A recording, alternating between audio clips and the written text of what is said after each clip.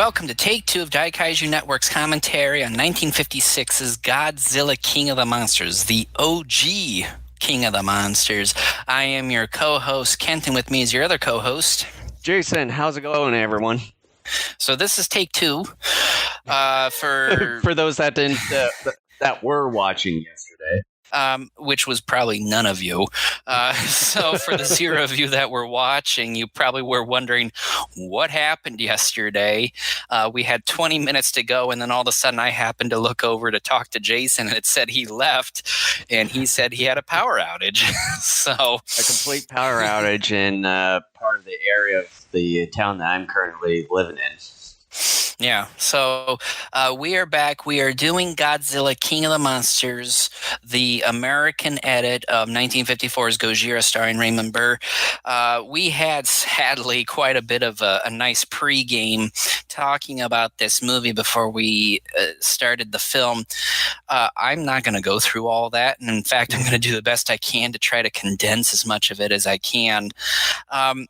So typically, like with the commentaries, we talk a little bit about, our personal history with the film and in question and all that. And, for both Jason and I, this was our third Godzilla film we watched. And for me, for many years, especially when I was younger, because I was, 8 when I saw this film, I thought it was fine. But as a kid, I wanted more just monster punching monster action. And I didn't watch it a whole lot. And I kind of abandoned it more or less when 2004 came along, and then Gojira became officially released here in the United States. And of course, like with many people at the time who had never seen Gojira up to that point, I was completely blown away by Gojira. And I was kind of in line with most people at that time, where we were kind of saying, forget King of the Monsters, like, let's try to erase that from memory, so to speak. And it wasn't until kind of as I got a little bit older, I would say probably within the last 5-7 years roughly, it wasn't until I began to think more about this movie and to rediscover it and to realize that this film really is kind of, in my opinion, a better movie than what so many of us, myself included, had believed at one point, because this was the only version of the original film we had up until 2004, and we had heard for years Gojira was the better film, and sure shooting when that was available, yeah, all of us were like, yes, like so much of the story and the allegorical elements and some of the character work, all that stuff was eliminated. And a lot of people still in many ways hate this film. And while in some respects, yes, it is sort of edited to be kind of a giant monster on the loose type of film, that is not 100% true, because a lot of story elements are intact. Now, granted, yes, there is a lot that is gone from the film, no question about that. But it is a film that still really retains some kind of base and core elements of the original film. That doesn't mean it is a work of art or anything like that, but it is so much better than so many of us had believed for so many years. And I would highly suggest, as you're watching this film, not only to just pay closer attention to the film itself, but I would suggest when you get the time to go read more up on this film. There are 3 books I would recommend that would kind of go into further informational territory on this, that I think would really enlighten everyone as far as kind of not just about Gojira, but the Americanized edit process as well. One is Japan's Favorite Monster by Steve Reifel. Another is, was it like The Critical Filmography of Godzilla by David Callett? Just search David Callett. I don't think I have that title completely accurate. And then the third and final one is a book by Peter H. Brothers titled Atomic Dreams and Nuclear Nightmares, The Making of Godzilla 1954. It's, I think, roughly a 300-ish page book. A lot of it, yes, is on the making of Gojira itself. But towards the end of the book, there is some decent space given about the Americanization of the film as well. And so I would highly suggest everyone, if you can, grab those books. One of them, Japan's Favorite Monster, is probably almost impossible to find, at least at a reasonable price. But the other two you should be able to find very reasonable price, and just those two books alone can help you kind of get some more background information on this process. And so, this is a film that I really have grown to respect more and more with time. I think part of that is because I'm older now. I have become a bit more sophisticated in terms of how I view a lot of things anymore. I am not, I don't consider myself a member of the general fandom fanboy club in kaiju, meaning that I actually think for myself and I come to conclusions on my own about various films and everything else involving the fandom of kaiju and anything else I'm a fan of. And I really dig this movie. Again, I'm not saying it's better than Gojira. I'm not saying that, but I do think this film deserves a lot more respect than what so many of us have given it over the years. Raymond Burr is fantastic in this thing. Like I said, we watched all but the final 20 minutes of it yesterday. We were even talking about it yesterday, just his acting and just how fantastic he was. The fact too that I think, we both commented on how he, by the fandom more or less, has been unfairly criticized by him just kind of standing around talking to people, but it's not that simple. Not everybody can just stand there, deliver lines, and deliver more nuanced performances with the body language, with voice tone, with your facial expressions, etc. There's so much more to it, and I think that's part of the problem with fandoms in general, is that everybody thinks certain things are easier than what they actually are. And until you actually either learn more about it or you start to get more involved within said area yourself, you don't really realize how difficult some of that stuff really is. And Raymond Burr delivers a fantastic performance here.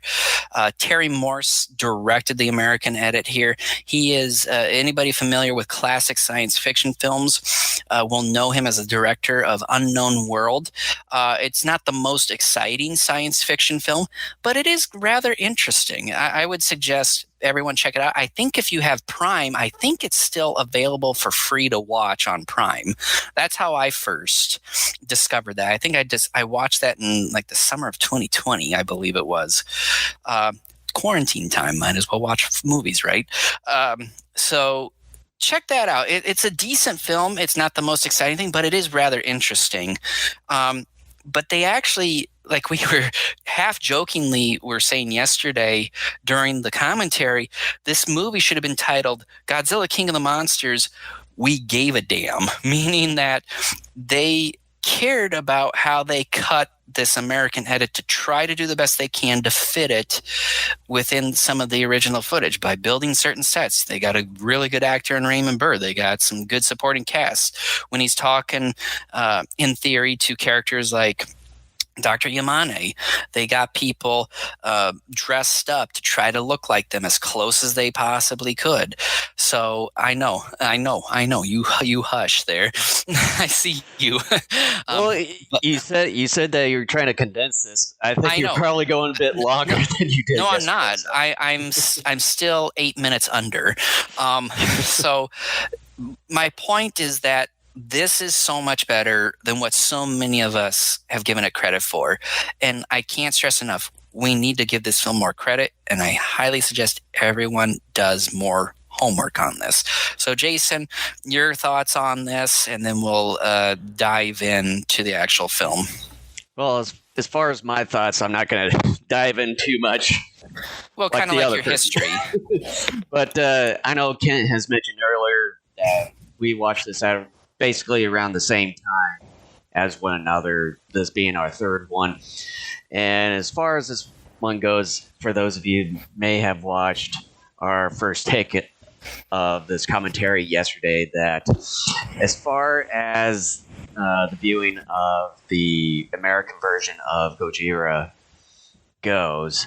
Probably between the two of us, I probably have seen this one more than Kent has during his whole fandom lifetime.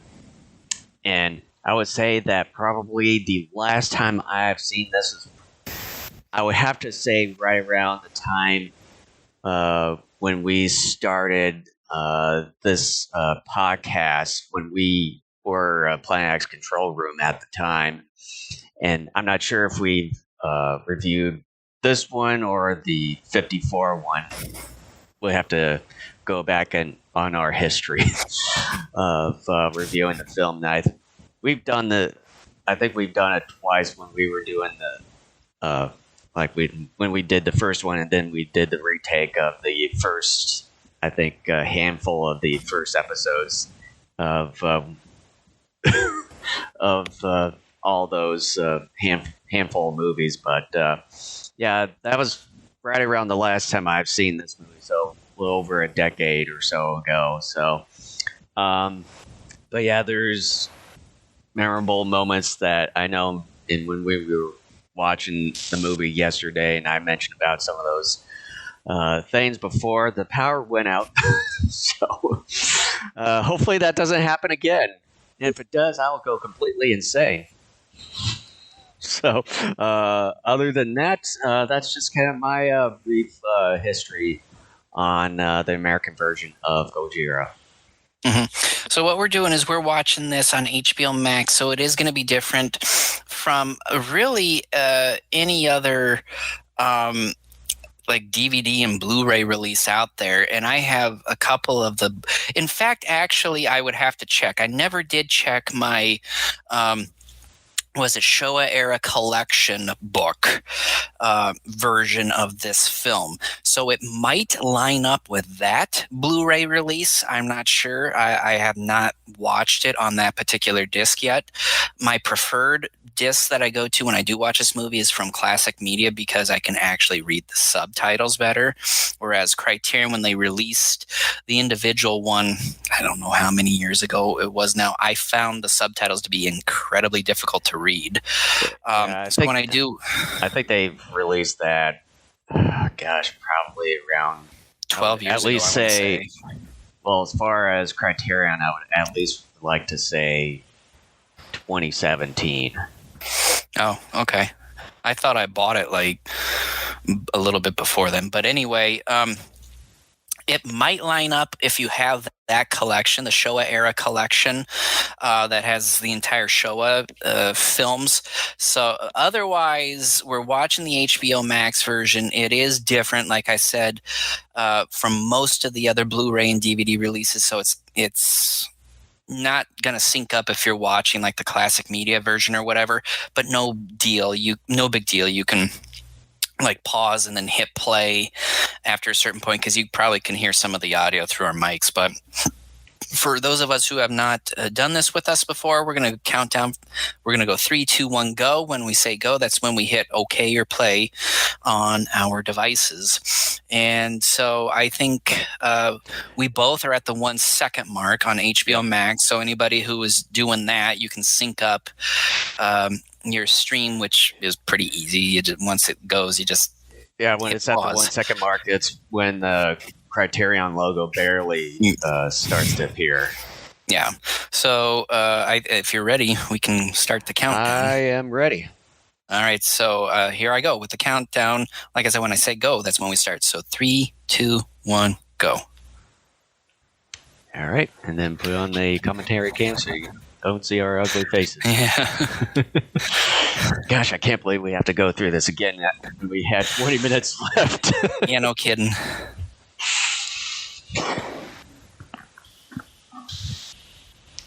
All right.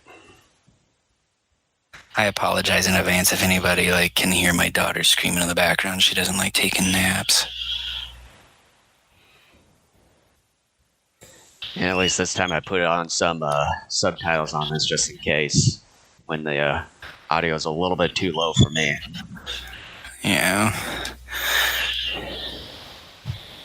My daughter was actually quieter yesterday when we first went through this. One of the subtitles read "Thunderous Pounding." Creature bellowing.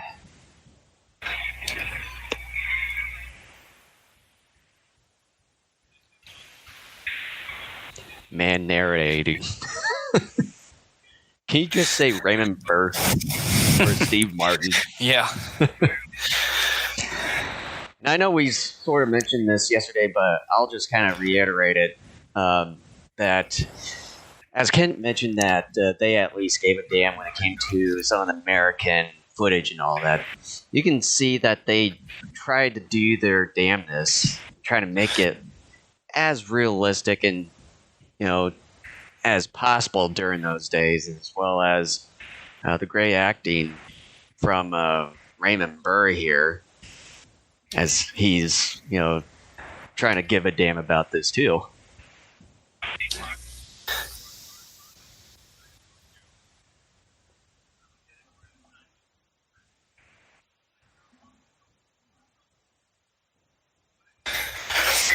Once again, we were saying, give a damn. All the set building and the makeup and clothing, and just the fact that they, cared.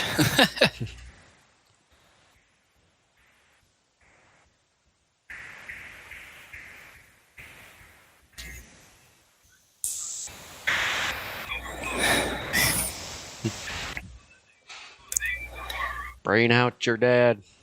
Some guys out there with a rake trying to rake up bodies. In reference for those that watch the Monty Python films. Yeah, I'm not as much of a fan of those.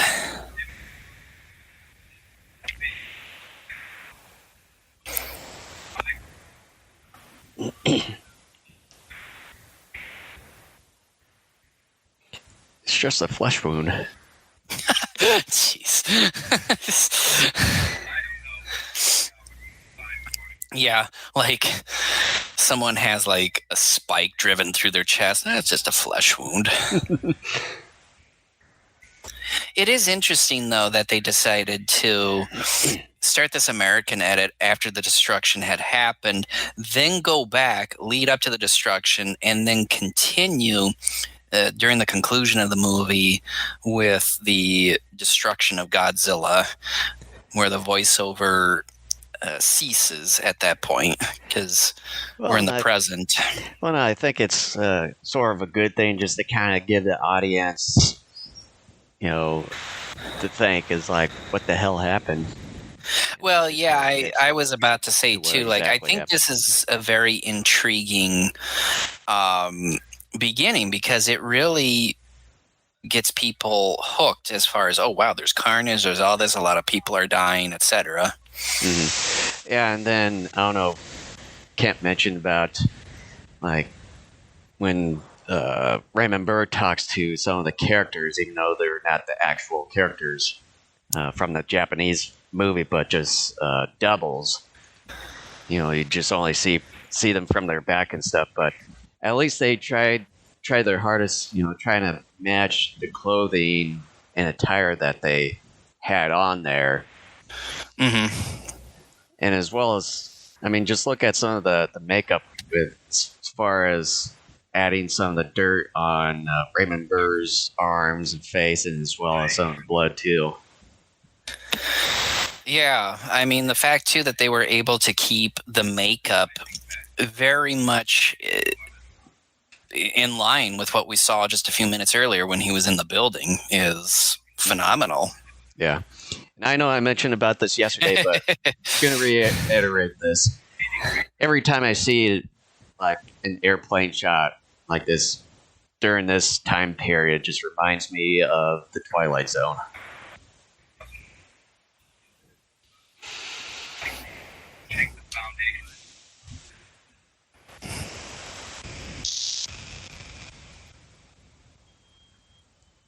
Oh, you messed it up. They start getting in a fight. You and your stupid harmonica.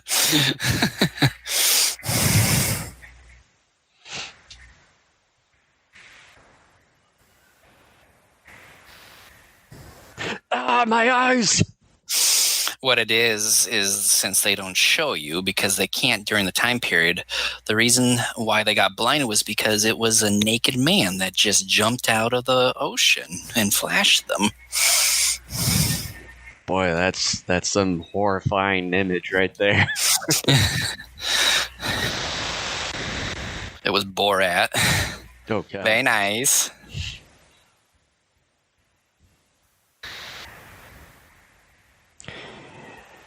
Someone trying to send out a distress call. Not sure Should if we fake. help them? Should we help? Nah, we're busy playing asteroids here.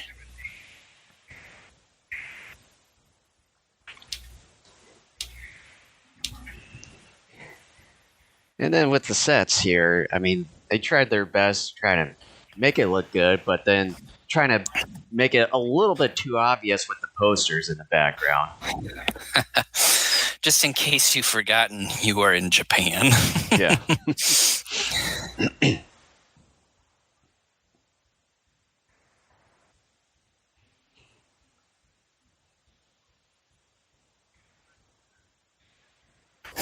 All right, Igor, take me to your leader.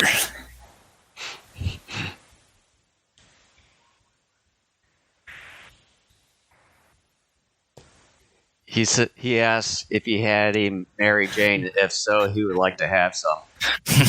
Is this a trick? If I were to say yes, are you going to handcuff me? If you are a cop, you have to let me know. Steve, he's wearing a police uniform. Well, some of these people can be imitators. He's got a gun, Steve. Well, anybody in this country can carry a gun. Haven't you seen the news?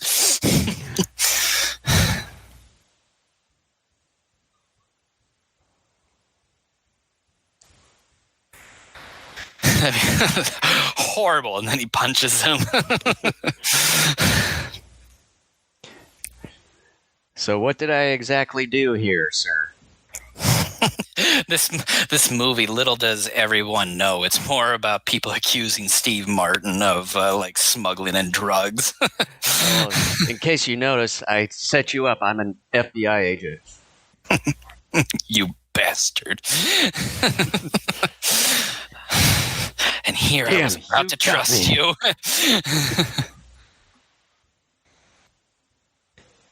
So where were you on the night of the 17th?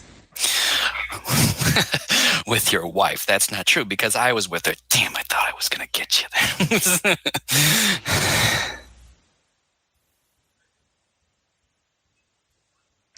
I will say this, though, about this particular movie. The fact that reporter Steve Martin is included in a lot of secretive high government level meetings and disposing of information is something that really doesn't happen by and large in real life. Right. Considering the fact that in some way, like they're letting him in on everything. Like, sure, in real life, you'll get maybe some reporters involved a little bit more than some of the others, but nothing as extensive as what Burr's character is going through. You sunk my battleship. How dare you?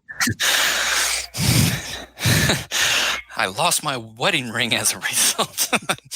Well, whose fault is that? You didn't have to put it up.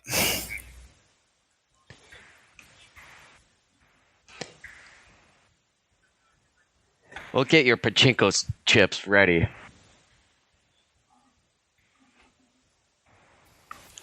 Gosh, I dang, want my potato pachinko chips now. and I want them now.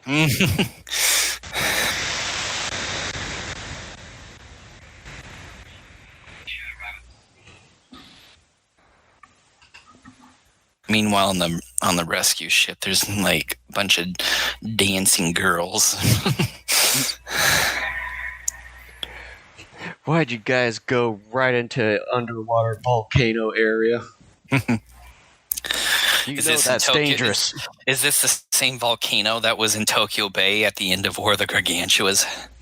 Maybe. Oh man, there was a rope there that was tugging at the boat.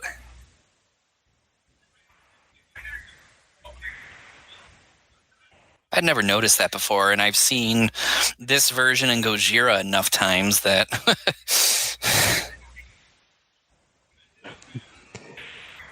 Is your refrigerator running? That's it, operator. I slept with your mother. Go run for it. Also, give me a sandwich. By the way, lowbrow humor, if you have a problem with that, get the fuck out of here. And that doesn't mean that we hate these movies. We're trying to make it more fun. I find it so funny, though. There's some people that think movies and shows should be treated with like the respect like a human being should. It's like these are inanimate objects that don't think. So as a result, it matters too much. No, it doesn't. Have a sense of humor, damn it.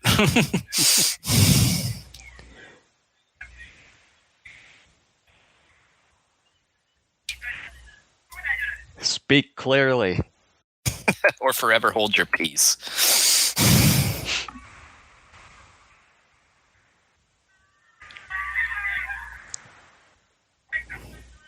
Here, rope will save your life.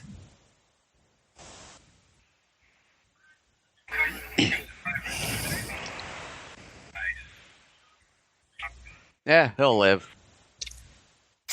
Like I was saying yesterday, one of the guys that we'll see here again that had died ended up coming back. I think cause it's been a while since I've seen Gojira, but I think this film, this edit, rearranged some of the footage potentially, because that same guy is the father of the boy who would eventually become an orphan.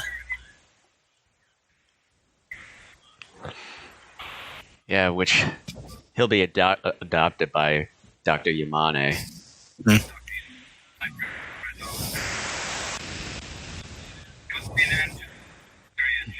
Here's our mafia leader.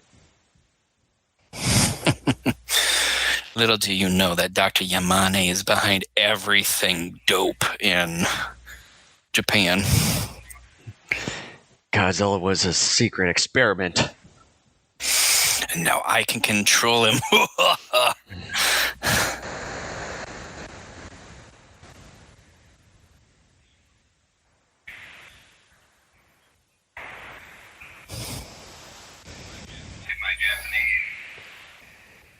He said he's trying to run an underground mahjong ring. Underground mahjong ring. It gets so competitive. It's the over-the-top version of mahjong.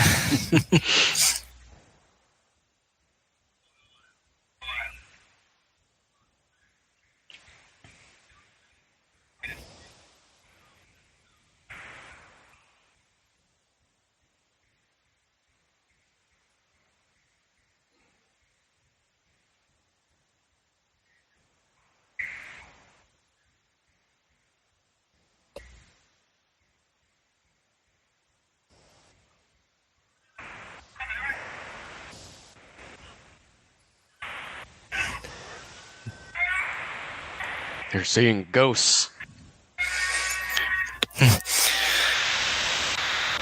Peekaboo.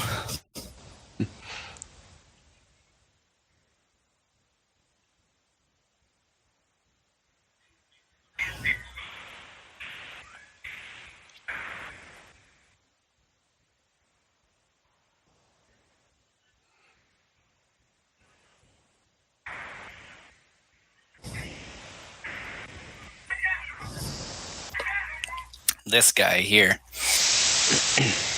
I'm going to take a closer look. Maybe I got this screwed up. I don't think I did. No, I don't think I did. Maybe he actually lived. He just was like really burned or something. I don't know. Well, then he doesn't respond right after that, though. I know, where we are led to believe that he died. Now, granted, in Gojira, I'm not sure if that's true or not, but in this morning, that's supposed to be a helicopter.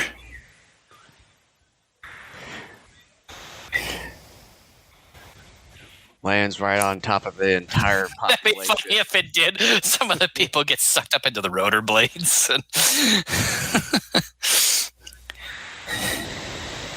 The interior of that chop. Yeah, See, there's the guy right there. Yeah.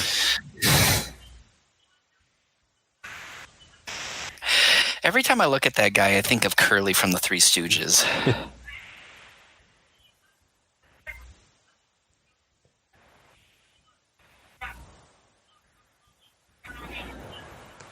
So what did he say? He told us to get bent.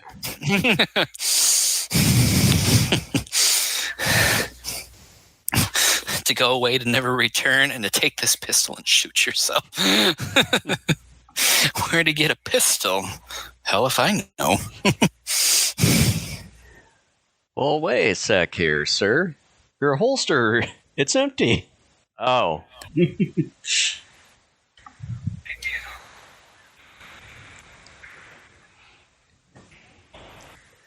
But yeah, I've enjoyed this sort of scene. Just kind of shows you kind of the more traditional Japanese Edo period dances.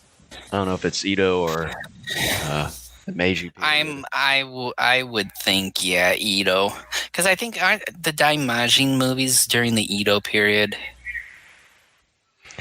Because this so much reminds me of the period from those movies. Possible. I don't know if there's anything out there that'll go into depth. I used to know Japanese history pretty darn well, but we never went into dances. But I probably at one point could have maybe identified the clothing and stuff.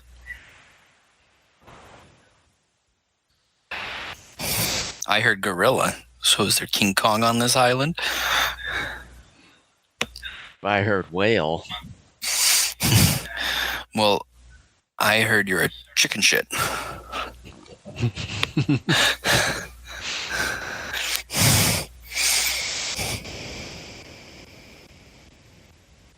I do like this part here. It's kind of creepy and a real nice slow build up to not just the storm, but Godzilla making landfall.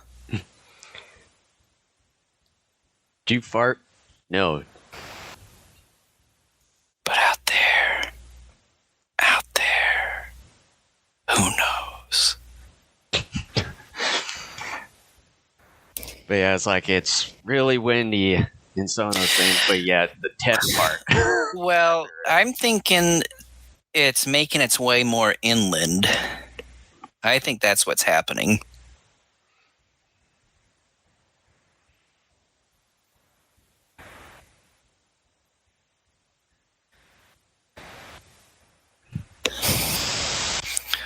I knew I should have had more for dinner. My stomach's angry. Kappa angry. Angry.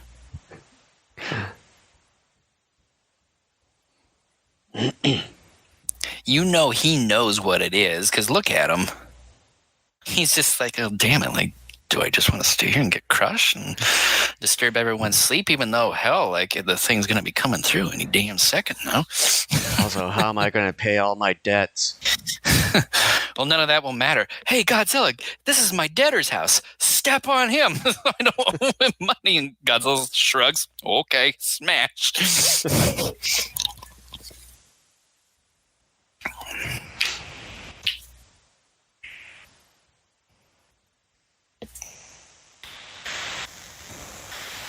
That's a pretty good reaction.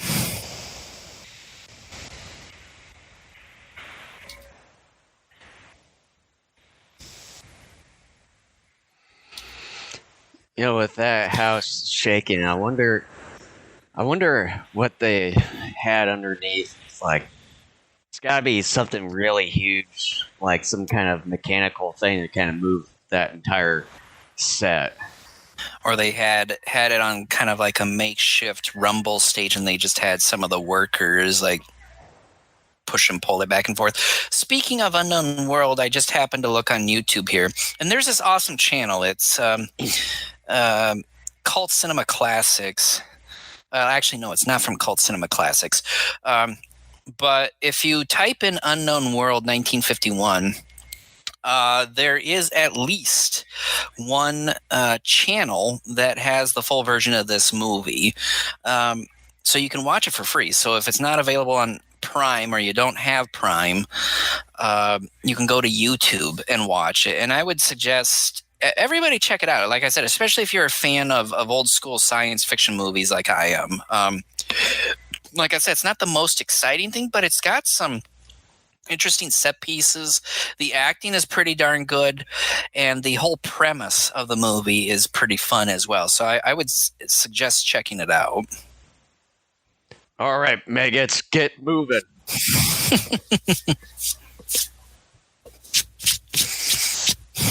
Excuse me, do you sell pizza? This sign says Burger King. Can't you read? Well, no. That joke doesn't make sense, Kent. No, it doesn't. But in a way, it does, because it's making fun of how stupid people can be.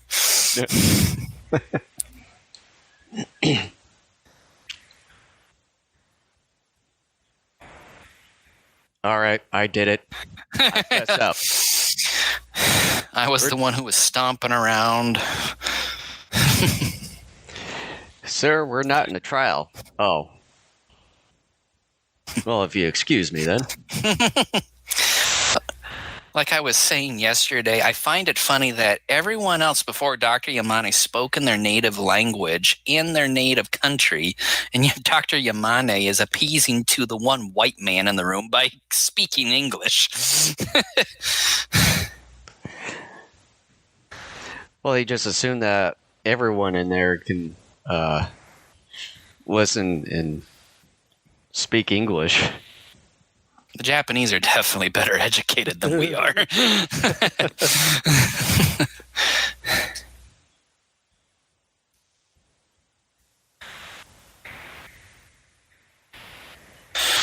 Steve Martin, not impressed.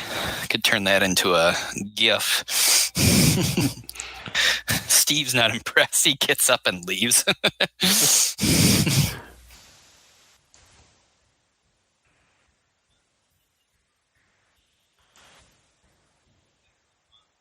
They gave a damn. Sir, where's my Jimmy John sandwich? Oh, man, that sounds so good right now.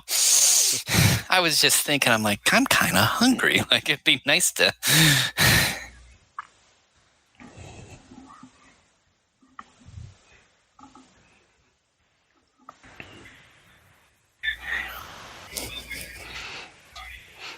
What they don't realize that all these strings and stuff, it's tied into the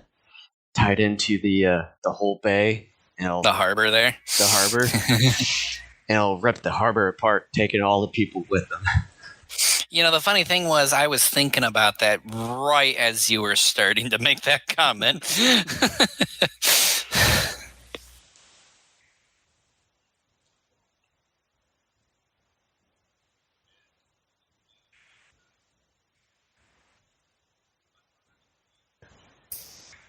Doesn't look like he moved at all.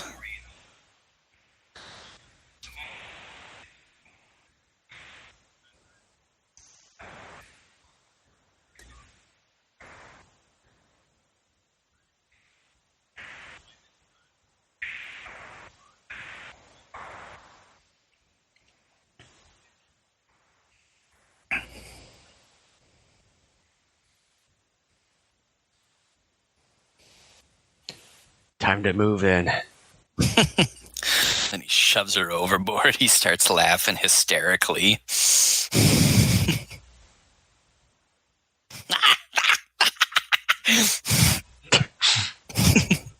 That almost looks like Infant Island.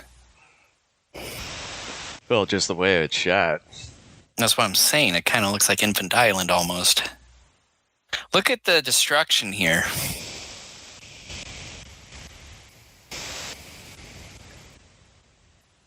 mean, I for wonder those- if this for was a those- real like site that got destroyed by like a tsunami or something when they made the film originally, or what?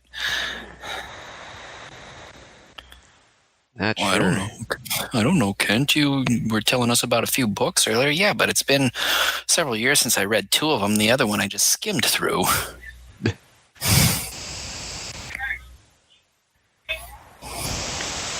We'll just keep walking on it. This ground is dangerous. Meanwhile, we're going to crane our necks in closer to get greater radiation exposure. As well as wear minimal contamination suits. Yeah, by the way, Dr. Yamane, our country's greatest scientist, go ahead and walk in with your denim jacket and your khakis and get exposed to this whole thing while picking up a trilobite with your bare hands and then afterwards continuing to touch the contaminated soil. Settle down. No.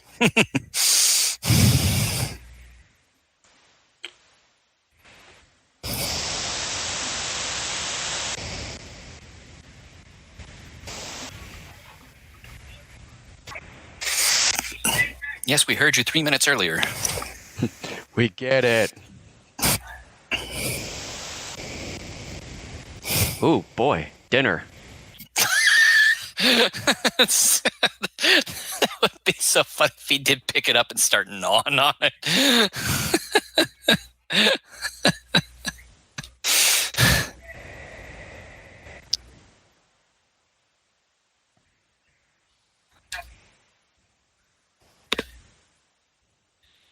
Thanks for telling him nothing, doctor. What kind of a doctor are you?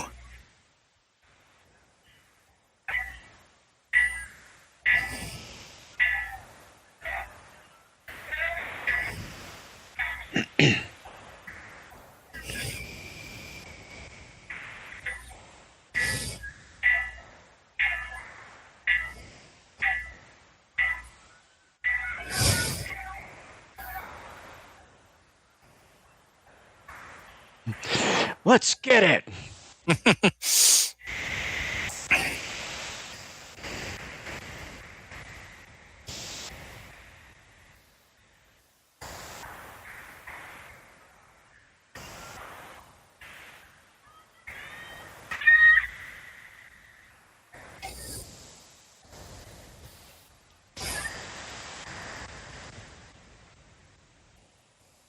Yeah, that rifle's going to help you out there, kid.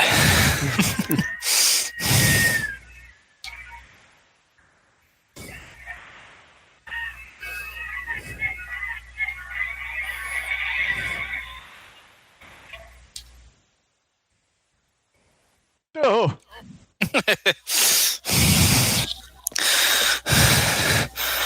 See, she fell. Usually it's the woman that falls. Are you a prick? Oh, you hurt your knee? That'd be funny if Steve just picks him up, twirls him around, and then tosses him into Godzilla's mouth. That'd be quite a far of a toss there. That's what makes it so special.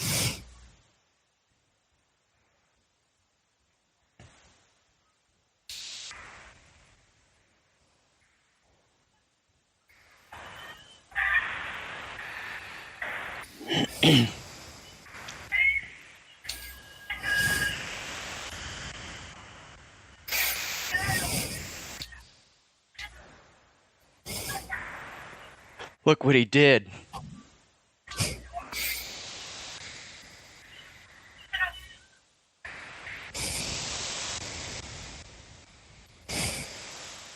Oh my god, he went into my rice field.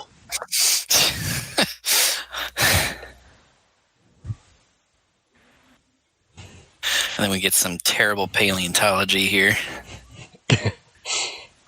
Once again, the doctor's screwing it up.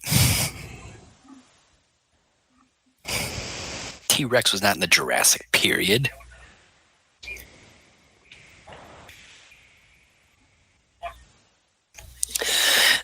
The American edit that the information we're about to receive here is information that was in the American fans' consciousness for many decades. The fact that Godzilla was 400 feet tall and stuff, which was untrue.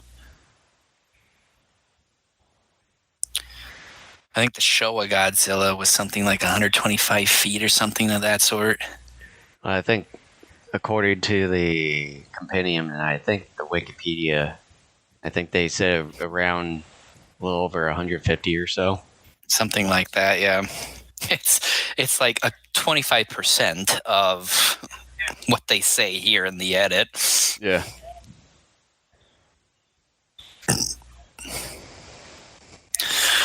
We didn't see it earlier, but Steve Martin had to punch the lights out of about 3 guys just to get his seat back within Parliament. Which is why he looks so calm, because he's so satisfied. But yeah, he has no bruise marks on his fists. He's Raymond Burr. Raymond! Oh yeah, Raymond! Fists like iron. Raymond! I am Burr. Raymond Burr. Hence, later on, he changes his name to Perry Mason as he gets interested in politics. Perry! Lawyer stuff. Fists are still made of iron. Perry! Can still knock your block off. Perry Mason, knock your block off.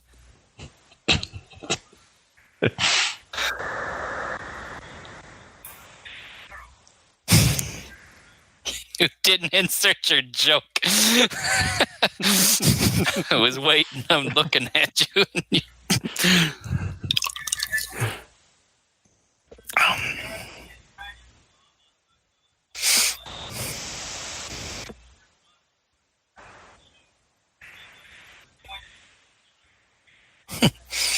That man is stupid. Why is he your editor?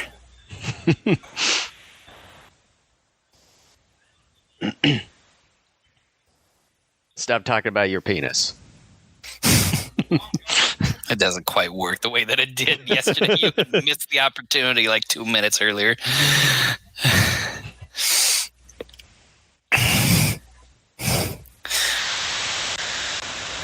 It'd be funny, he just gets mad for no reason. He picks up that typewriter and like smashes it over the nearest person's head.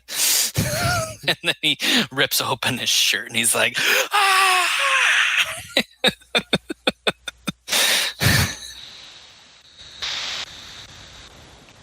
They do a decent job here with the actor trying to portray Serizawa.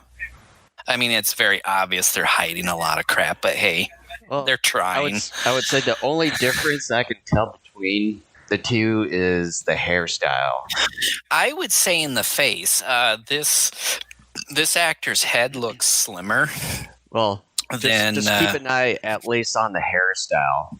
Where this one seems a little bit more combed over in a way, and then once we get and see his is kind of his is in the other direction. Yeah.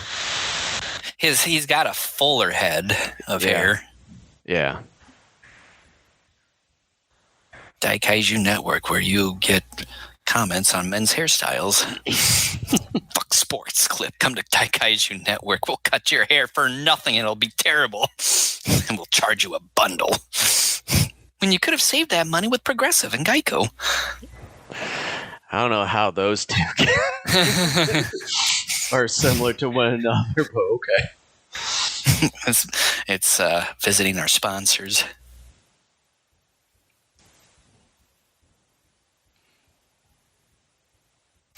That bear spot you saw right as they were going down the stairs with exposed brick, Serizawa got mad one day and he punched the drywall off that piece of the wall. You first. It's too scary in there.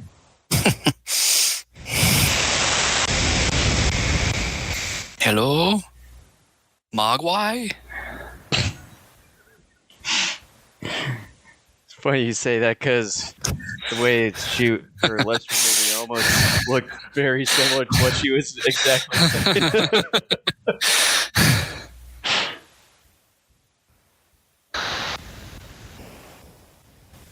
Quit playing hide and seek from me.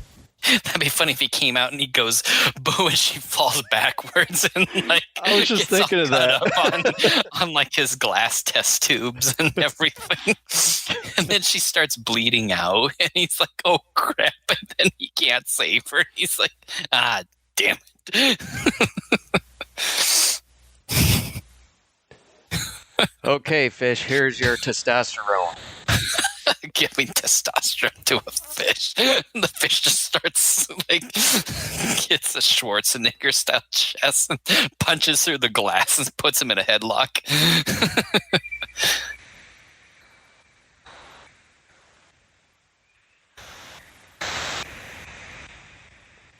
And then he takes her head and he smashes it into the tank. We are exactly synced up perfectly. I was kind of watching our two feeds here. Perfect. Absolutely perfect. Yeah, it wasn't that nasty. By the way, don't puke on my floor. I just cleaned it today. Wasn't that nasty. I mean, the fish only poked the other one's eyes out, ate it, split open the other's stomach, and ate its entrails. I mean, it wasn't that bad. I mean, it's one of the reasons why I have this eye patch. That damn fish took my eye out.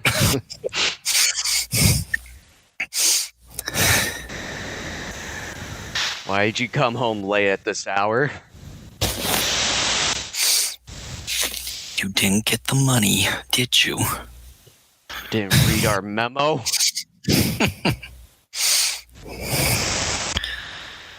Listen, Dimebag Sarazawa owes us money. You went over there to collect the money and you came back empty-handed. Damn it, I wanted those gold bars. Well, should I go? Time. No, that's her job.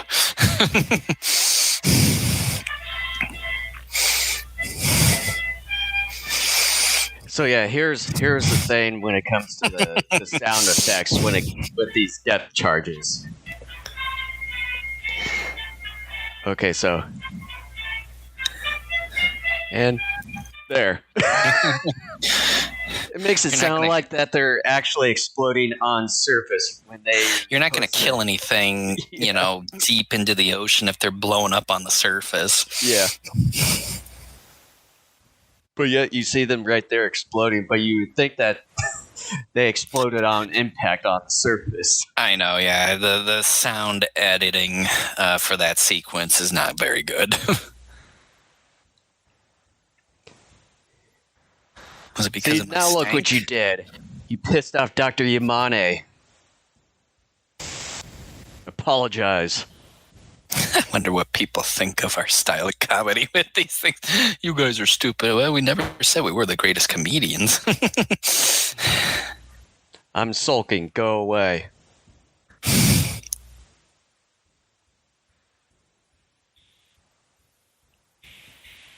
But people are gonna die. I don't care. He is my you did not hear anything. You didn't see anything. Nippon beer.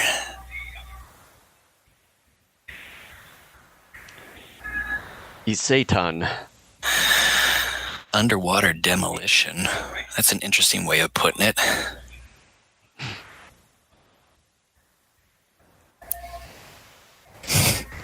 That was Kenji Sahara there, I think. I was just going to say, like, that looked briefly seen that there that looked like Kenji.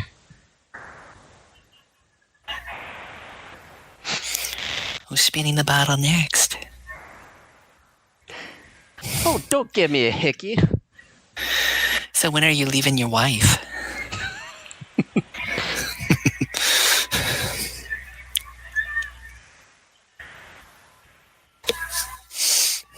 All of a sudden, everybody sobers up.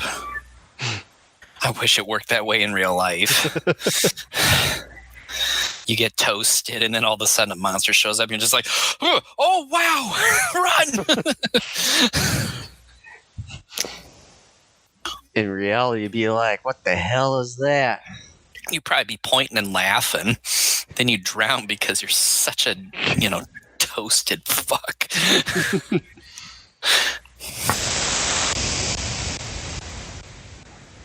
All right, put it in the basket of truth. So we're officially halfway on this.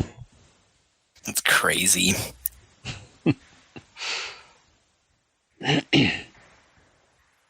Well, this version of the movie is only what, I think it's 2 minutes shorter than Megalon. I'm not sure. Because I think Megalon is 83 minutes.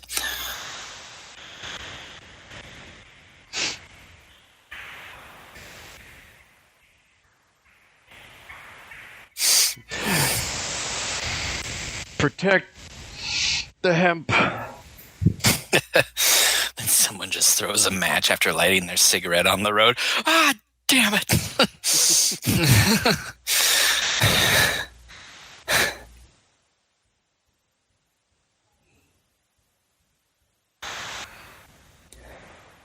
Very quiet evening at the Yamane household. Because they know that Dr. Yamane. Oh, not anymore. Now.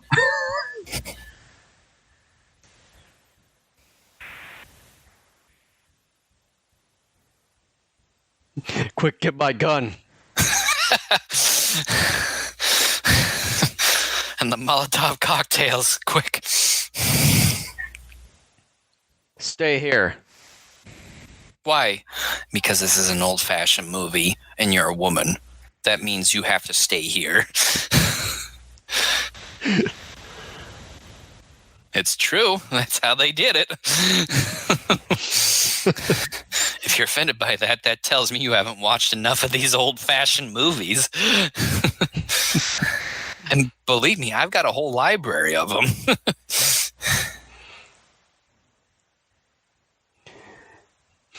Oh yeah, like those machine guns aren't gonna stop me. Well, they didn't realize at that moment that he's virtually indestructible.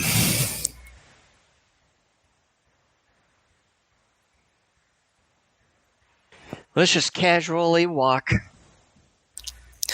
We're all gonna die someday anyhow.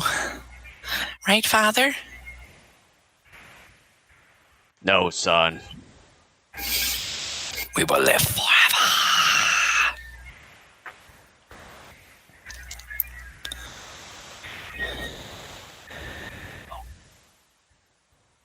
I'm trying to figure out why in some scenes they speak their native language and then all of a sudden they decide when they're around fellow Japanese they are speaking English.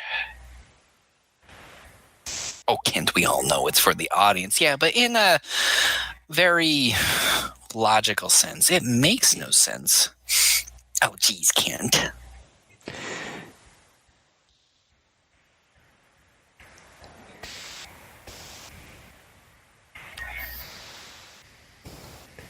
And see, with some of the match screen there, it's aged pretty well. Well, and we talked about this before, at least with Return of Godzilla. I don't know if we've talked about it with other films, but like when some of these are given the Blu-ray treatment, some of the matting and the outlining of scenes is so much more obvious than when you see it either in standard def, or what have you. Because like I've said before, with Return of Godzilla, there was a scene that I never realized was a combination of two separate scenes put together.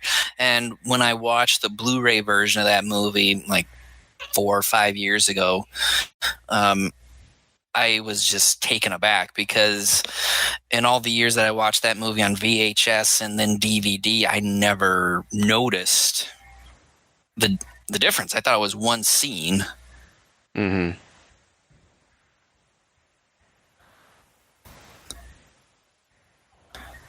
I mean, look at this match screen. Yeah. Well, and some That's streaming pretty well. services will even show some of the high def versions, and you'll see some of the, discrepancies there too. But this one, thankfully, doesn't do that. Mm-hmm. Pack that in there nice and tight. I find it so funny. He comes ashore just to put some debris on a bridge and is like, work's done. And that's it. And that Yamane goes, but he will be back, and his mouth doesn't move at all.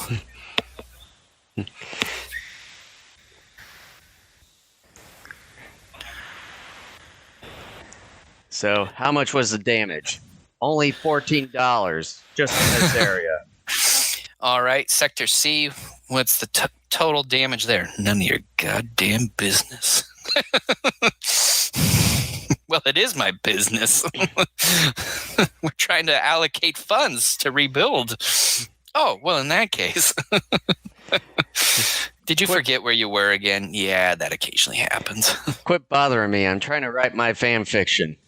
That'd be funny if, like, Martin got easily spooked and, like, he just had, like, a bodily automatic reaction, like his fist would just come up and just knock out someone wherever they are around him.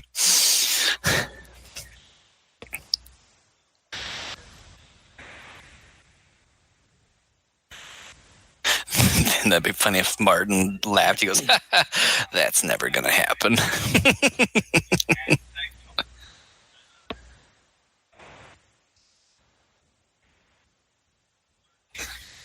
Yeah, I noticed one thing from that scene where the window kind of right behind Steve Martin where he was on his typewriter, you see a different building, but then the other window to the right is the brick wall where you kind of see it like this way, but then turns towards their building.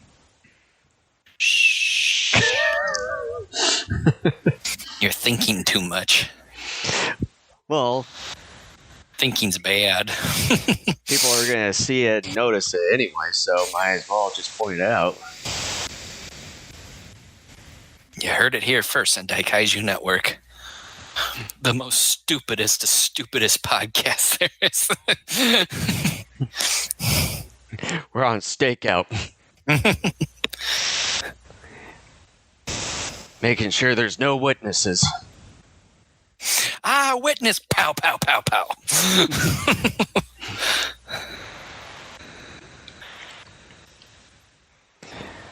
Time to watch some good old-fashioned movies. I thought you were going to say something else.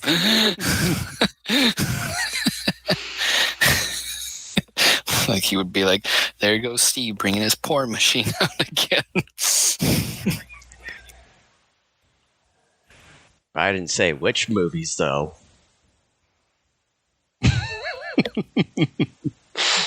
Bow.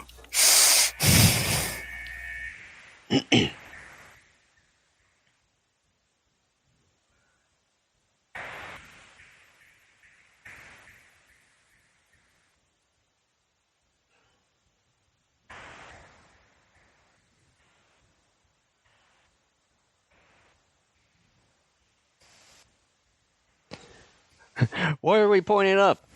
No clue. Because the monster's right there. You point it up, you're going to miss. It's called geometry, idiot.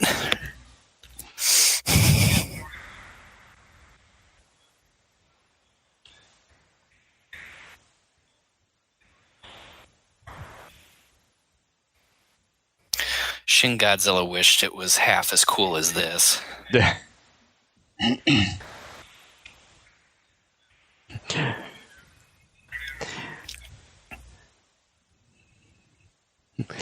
Oh boy, where are these things?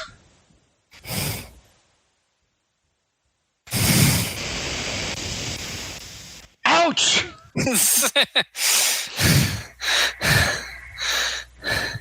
You sound like Mo from Disorder in the Court there.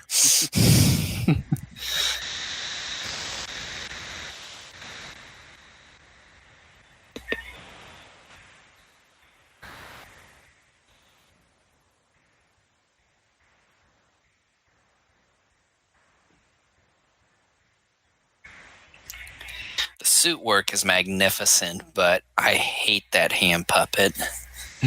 I mean, it's so jarringly bad. I mean, yes, it's not as bad as the one that's going to come in Godzilla Raids Again, and that is a movie I love an awful lot, but it's still, man, still not good.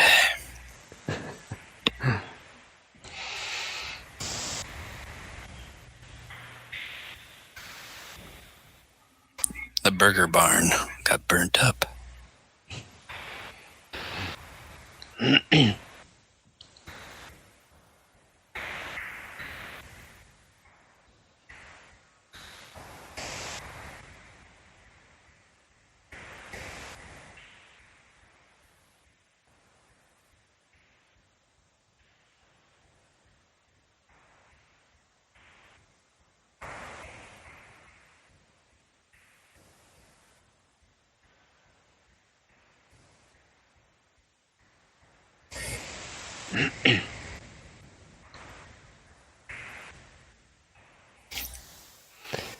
Let's liven up the place here a little bit. Let's get these people dancing. Where you guys going? Let me join in on the party.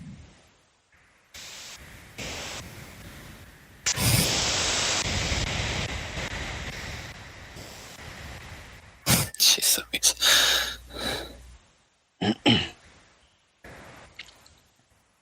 Looks like an air conditioner hanging off that power line there. Actually, that's a transformer. I know, idiot. Shut up.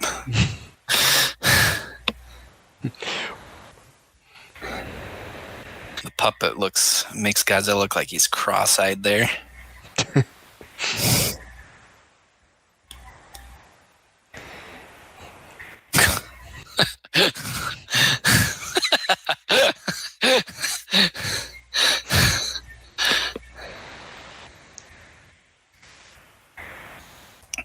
A sequence that was used pretty frequently towards the end of Varan.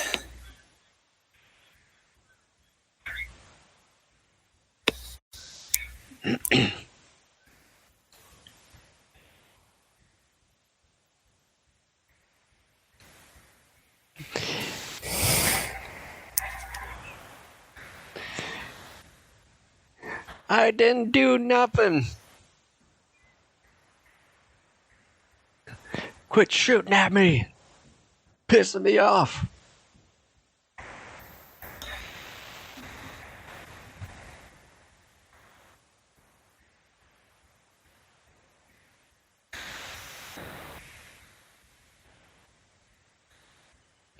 Gonna get it now. Looks like a bunch of garbage like strewn along there that's following the tanks. Like, I mean, that's what the fire followed, like this line of garbage.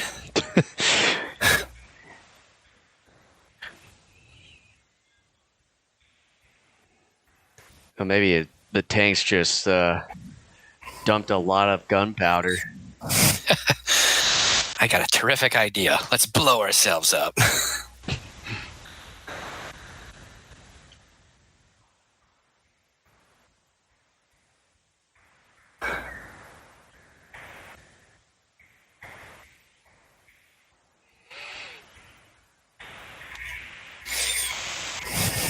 Oh, shit!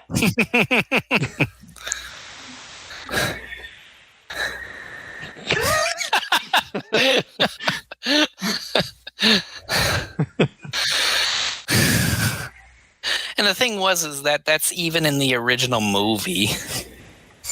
That scream. Mm-hmm. Yes. It's been a while since I've last seen it.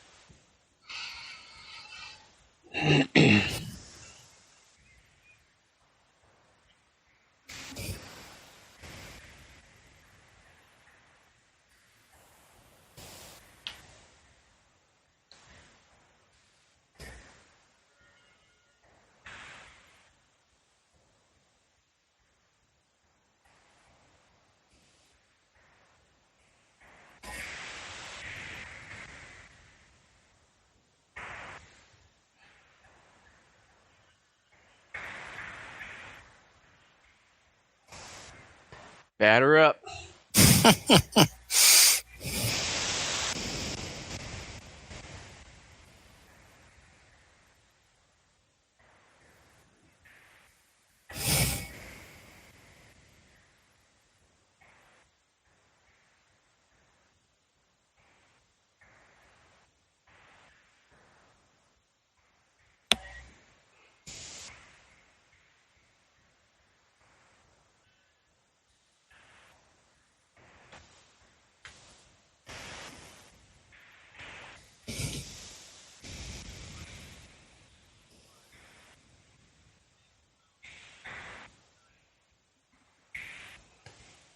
I don't know. It looks like a He's moving lot of pretty it's still fast. intact.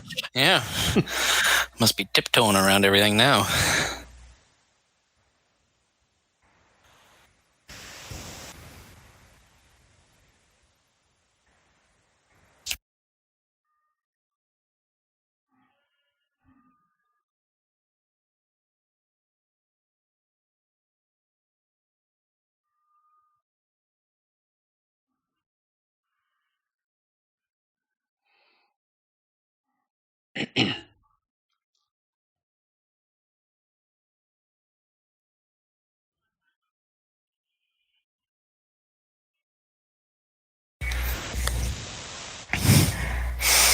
It looks like some of those flash bulbs are actually coming straight from the beam. I think so.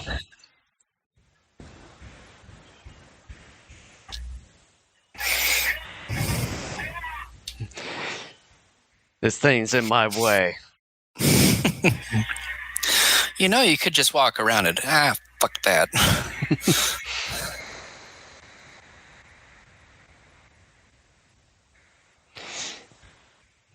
Not even in and out.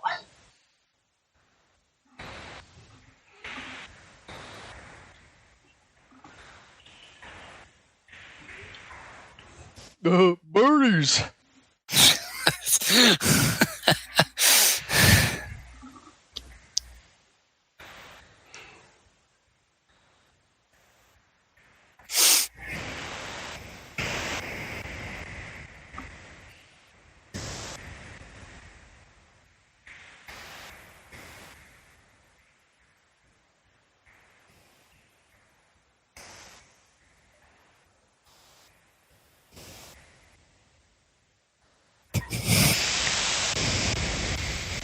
Why can't I just run right now?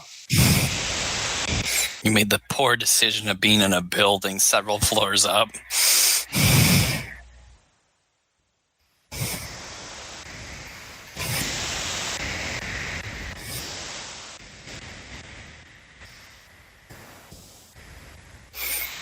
This building collapses twice. And I noticed the one thing that kind of on that corner, when the stuff was kind of falling down, it looked like some kind of wooden projectile kind of comes out from one of the windows there, and then quickly is taken aback or wheeled in.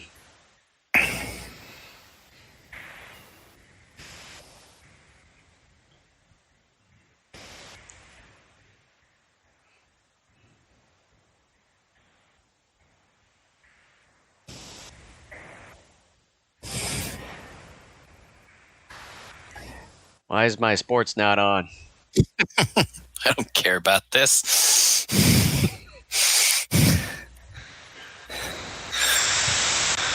Sarazawa, doomsday prepper, live off of his rations for 3 years.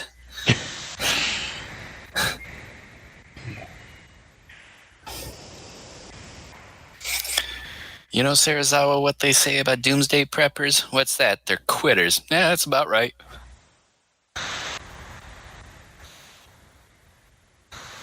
Godzilla has a thing about bridges, like he hates them. Hates him with a passion.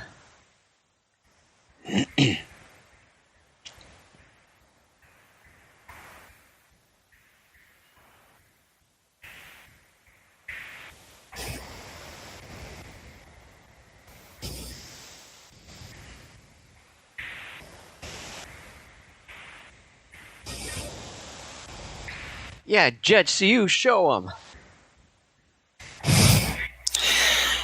I don't care for those up-close scenes of the jets because, man, oh man, do you see the strings. Yeah.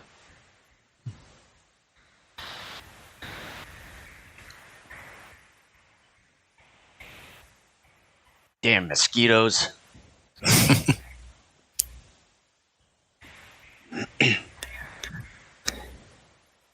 It was really at about this point yesterday was when your electricity went. Yeah. Man. Yeah, because we're just a little over an hour in. Yeah, and we're still here, unlike yesterday. Well, me at least.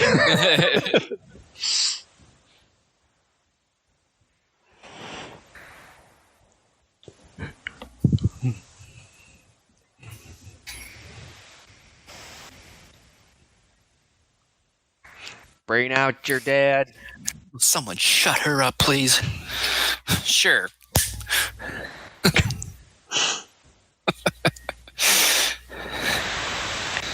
Well, it's just a little bit of an amputee. That'd be awful if, oh God, as he's coming up the stairs, he's looking at everybody, and to each and every single one, he goes, "You're gross. You disgust me."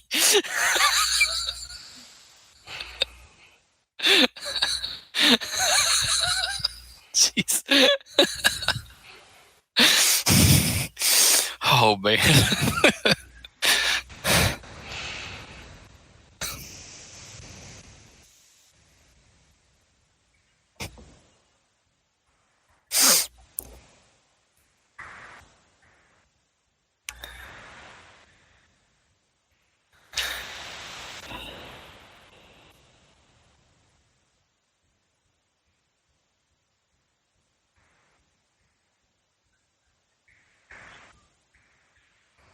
Yes, we all noticed.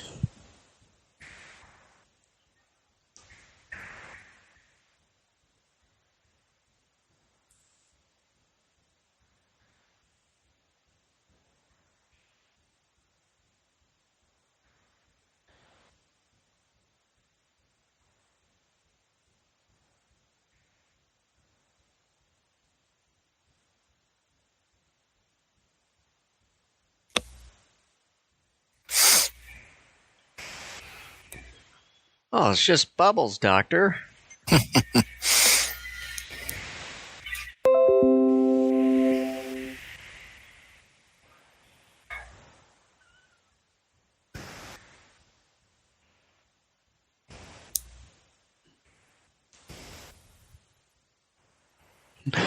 Bubbles killed them. Which goes to tell you, children, you can't be playing with bubbles anymore.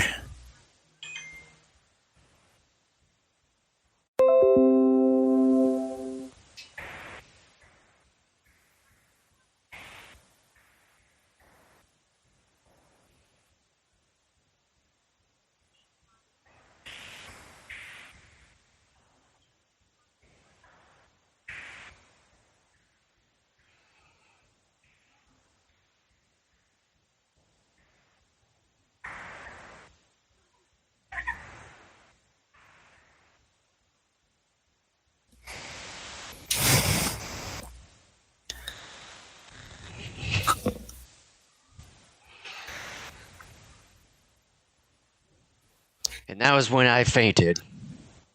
Steve's sick to his stomach.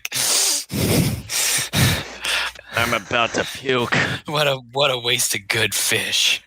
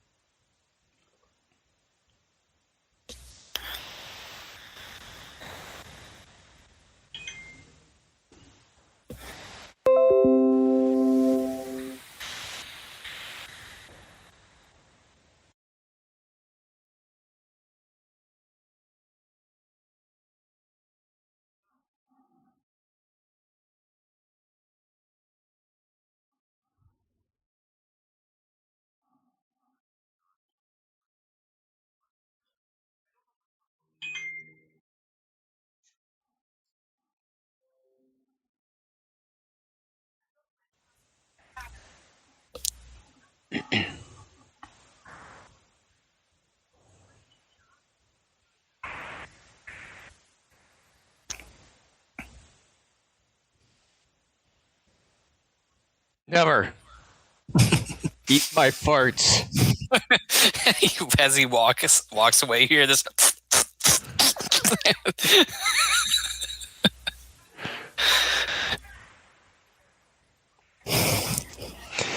My money.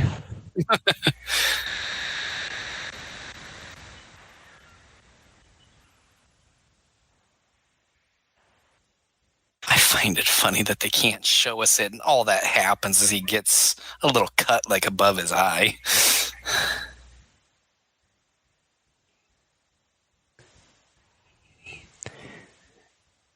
It's like they're saying fighting is gory. Little did they know what all can be shown on television and movies like 5 decades later.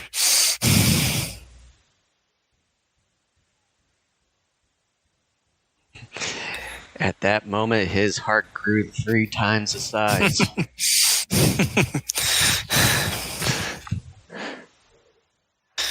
And then the true meaning of humanity came through, and the Sarazawa found the strength of 10 Sarazawas plus 2.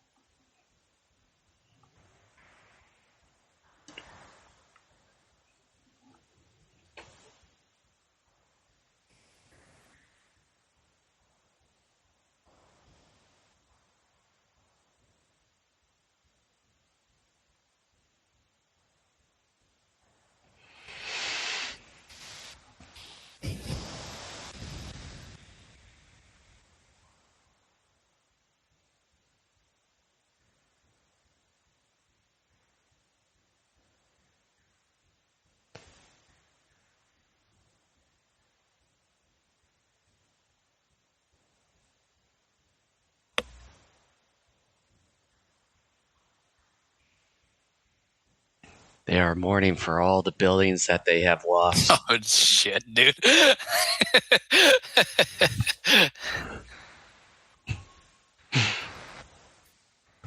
I thought we were going to get through that segment without cracking a joke for something so serious as Songbird. And then you're like, they're not mourning for the people, they're mourning for the infrastructure.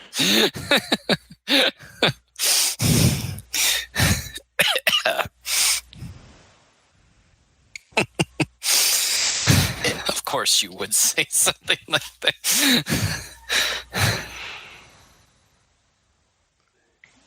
They're singing. I can't stand the singing.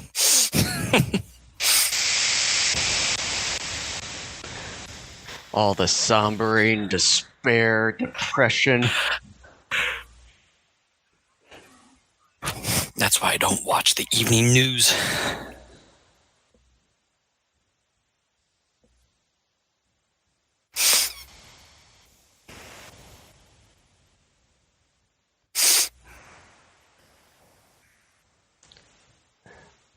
Why, Doctor, why?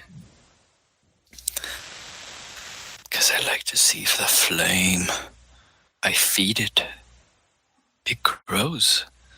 It gets happy, which makes me happy. You love the flame more than I. Why are you crying? There's just papers.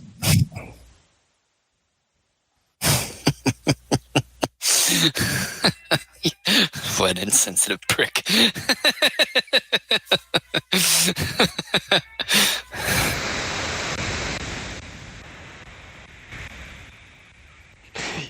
You think that radiation thing is strong enough to detect?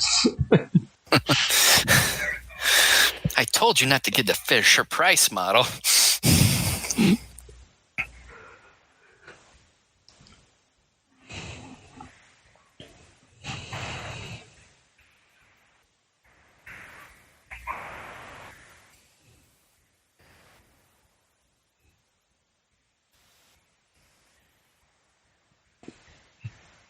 Crack! Oh no, the oxygen! Oh no! Too fast! Too fast! Slow down. What did he say? Go faster. No!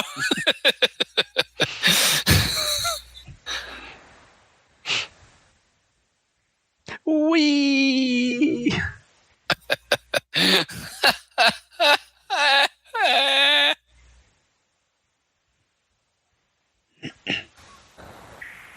Oh, nope. They're still going.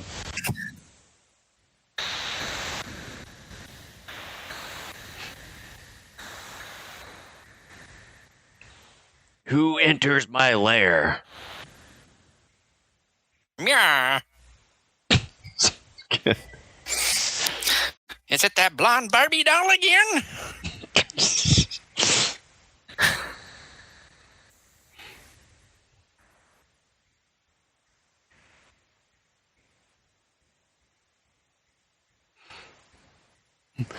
Where are you going? I'm getting out of here. He's abandoning the whole mission. But you're still tied to an oxygen cable. I can still get you on the way up. Losers lose and cheaters win.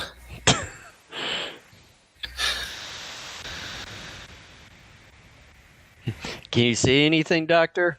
I can't see jack shit.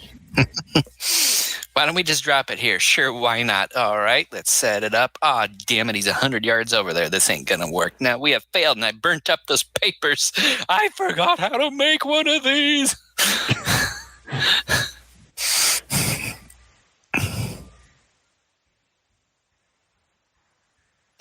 That sequence was filmed backwards because the 2 on the helmet was backwards.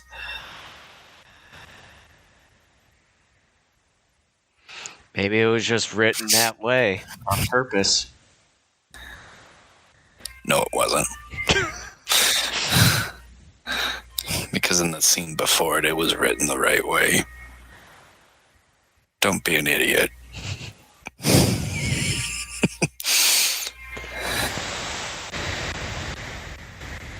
Okay, you got this. All kidding and joking aside, like, this has always been a really cool, powerful scene.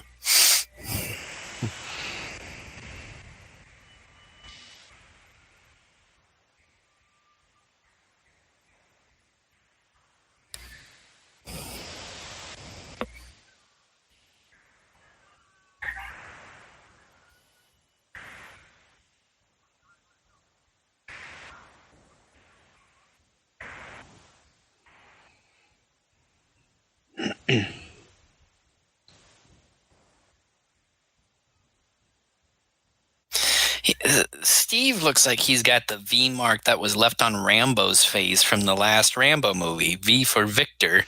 So did Victor get to Steve as well? Come and get me, Godzilla.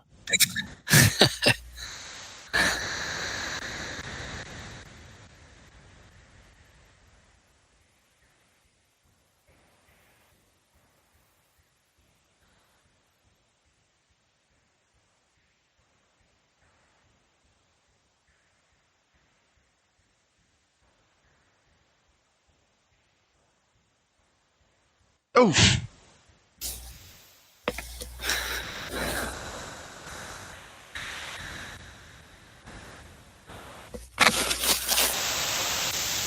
He's being tossed and turned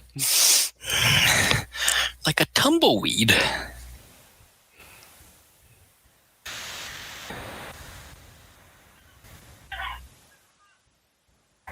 I'm the mob boss now. That's way too close for that ship. Yeah. It's amazing that the people on that ship didn't get vaporized.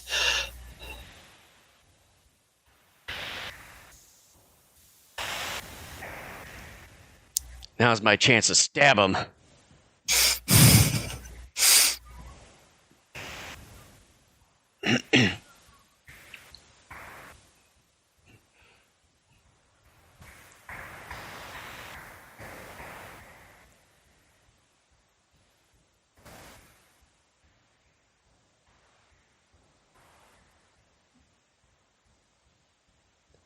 What have we done?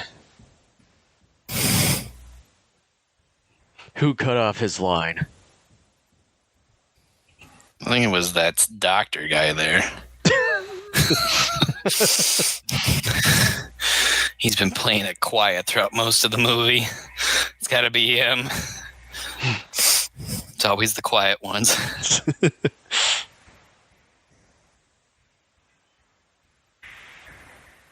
You'll never take me alive.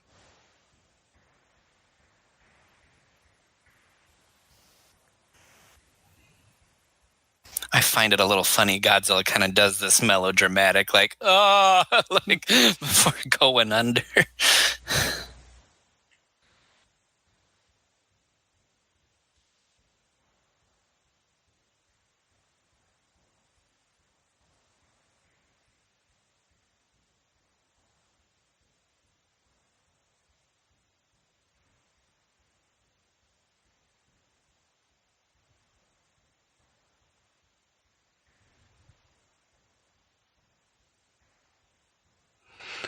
And he's gone.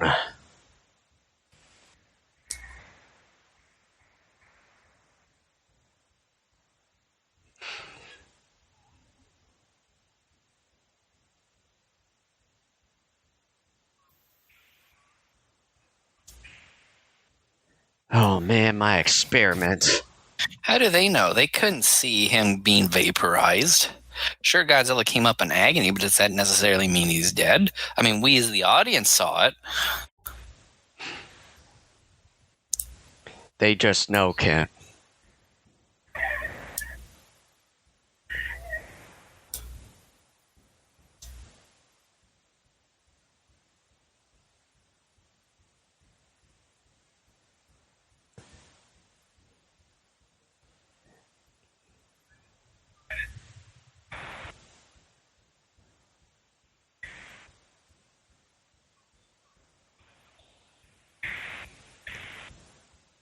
For now. Until 6 months from now. And see, I didn't see this ending part.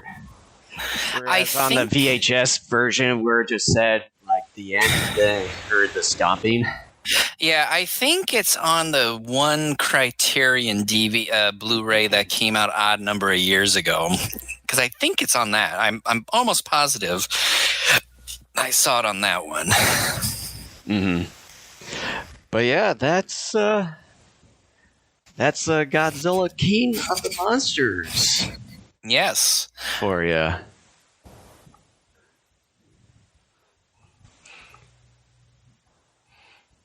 And I'm just gonna stop it. And I'm continuing to just watch a little bit here. They give a lot of credit to a lot of the Japanese staff. Yeah. And like even the cameraman, the sound. Well, they had the stopping in here.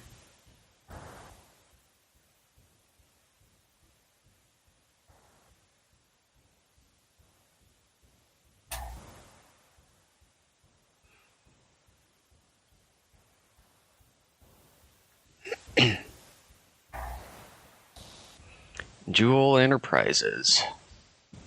Never heard of them.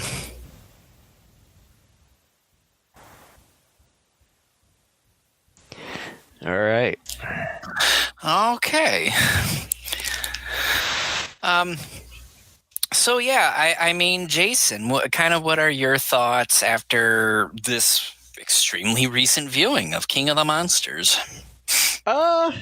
It's kind of what I thought was since the last time I seen it, probably a little over a decade ago. Just kind of more of those member berries sort of thing that we've seen for many years when watching the American version of Gojira, and then with Raymond Burr in it.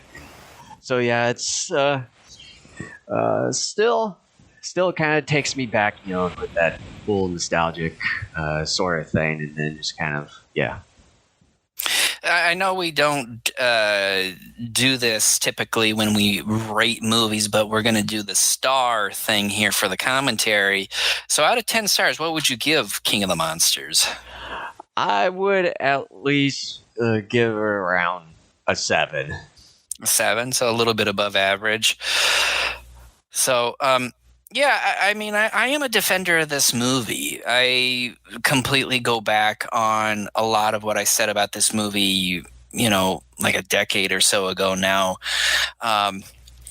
This is a very good film. It is very good, and I understand that a lot of people out there probably are laughing and saying, "Well, it takes a lot of the heart and the soul out of the original Japanese cut," and I would not really argue much with that, but I would argue that it's even still this very heavily Americanized edit is still. It's still got so much more substance to it than even a lot of your run-of-the-mill giant monster American Western fare was even being produced around the same time. I mean, there's still a lot more to this American edit than there is to those films. And I think in some ways it still gets a little bit of the point across from the original Gojira, obviously not a lot. But I think this film definitely is so much better than what many of us have thought. And this is a movie that even after watching it, we more or less have watched it twice in about 2 days.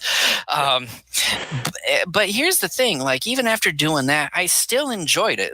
Typically with some movies, if you watch them over consecutive days, you'd kind of tend to get tired of them. Mm-hmm. And not this one. And I think that's a sign that, a movie is good, that a movie has something to it that entertains you enough to where you're like, you know what, that was a waste of time. I wish I had done something different. But for me personally, again, I think a lot of American fans need to go back, revisit this film, and I think even learn about the history of it as well. I think that will really put a lot more things into perspective, and I think bring a lot more respect to what this film was and kind of what Terry Morse and his crew were attempting to do back in 1956. So out of 10, I would have to give this probably an 8.5. I think it's a fairly strong film. I think if you had asked me years ago, though, what would I give it? I probably would say a 5. I would say it was average, but I think it's so much stronger than that. Very well acted. I think they really did as best as they could to try to make things work as seamlessly as possible with existing film scenes. They built sets. They gave a damn, and that's what. That's one of the things that I really enjoy about this is that they actually tried and they cared. You wouldn't necessarily get that out of most foreign films, especially foreign monster sci-fi films that are being imported into the States at the same time. So, yeah. So with that, thank you so much for watching or listening. Yes. If you're doing it via the audio. We hope you enjoyed it. And we will be back with more Daikaiju Network in a couple of weeks. All right. So I don't know if we're going to be continuing on with more commentary or kind of go back to the regular show. We will be. The thing is that this commentary is going to be very outdated quickly here because it's not going to matter. But what we're going to do is we're going to cover Ultra 7, and on February 19th we're going to discuss the first 27 episodes of that series. But until then, yeah, we're going to do more commentaries. So our next episode, what is today, the 9th? Our next episode is going to be on the 22nd. We'll do another commentary. Jason and I will figure out what movie we're going to cover as soon as we get off the air here, and we will let everyone know in short order. All right. Until then, I'll see you guys in a couple of weeks.